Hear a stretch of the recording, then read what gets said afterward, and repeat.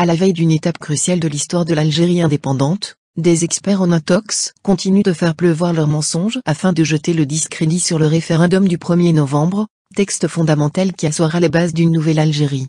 The Africa Report, site d'information publié par Jeune Afrique, dans un article, a tenté de distiller dans l'esprit de l'opinion publique une pseudo-tension croissante entre le président de la République et le chef d'état-major.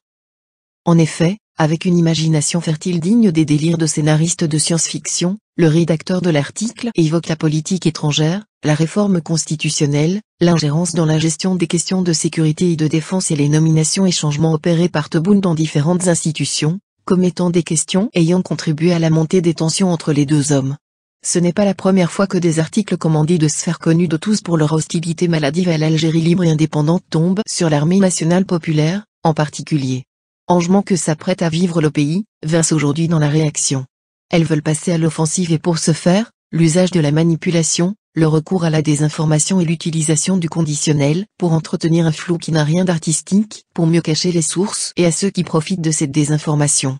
Ces sphères qui somme toute sont agacées par le renom et la position de l'armée algérienne, garante de la sécurité et de la souveraineté de la nation, orchestrent et s'acharnent dans leur campagne de discréditation hystérique à dessein de la déstabiliser. Chose pour laquelle d'ailleurs, à plusieurs reprises le président Tebboune s'est engagé à faire face au lobby ciblant l'armée nationale populaire par des campagnes désespérées. En effet, si l'armée nationale dérange tant c'est parce que contrairement à ses homologues, notamment voisines, elle demeure une armée populaire républicaine, soutenue et portée par son peuple. Les slogans brandis durant plus d'une année de Irak sont témoins de cette fusion peuple-armée. Une armée qui protège son peuple contrairement à d'autres, qui à la moindre sortie des rangs, massacrent leur population. Une armée qui a payé un lourd tribut pour sauver le pays des cendres de la décennie noire et qui continue à veiller sans relâche sur les frontières du pays. Effectivement, les pseudo-raisons de discorde invoquées par Jamg et ses relais médiatiques ne trouvent réellement aucune place dans la réalité politique du pays, en ce sens que aussi bien Tebboune que Changria, depuis leur prise de fonction, travaillent de concert tant sur les questions de sécurité interne qu'internationale.